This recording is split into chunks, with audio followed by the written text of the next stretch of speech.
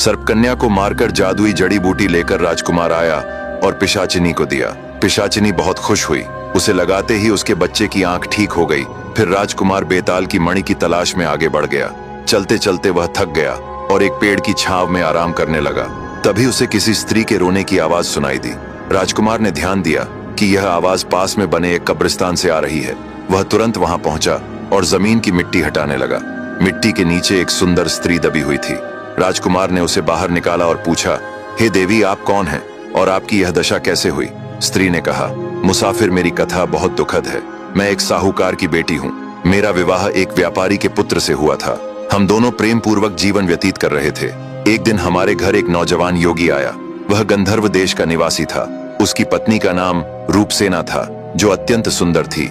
एक रात योगी अपनी पत्नी के साथ घर की छत पर खुले आकाश के नीचे सो रहा था। तभी आकाश में विचरण करता हुआ एक गंधर्व वहां आया। वह रूपसेना की सुंदरता पर इतना मोहित हो गया कि उसे अपने साथ उड़ाकर ले गया।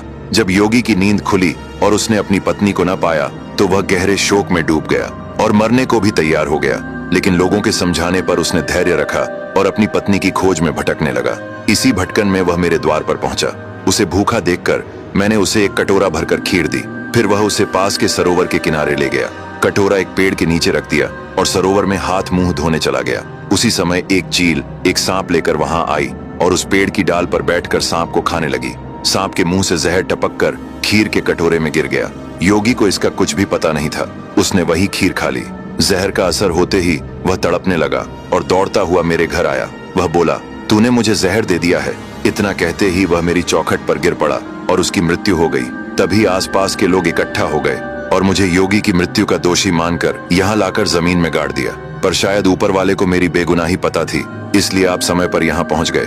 अब आगे की कहानी जानने के लिए देखिए अगला भाग।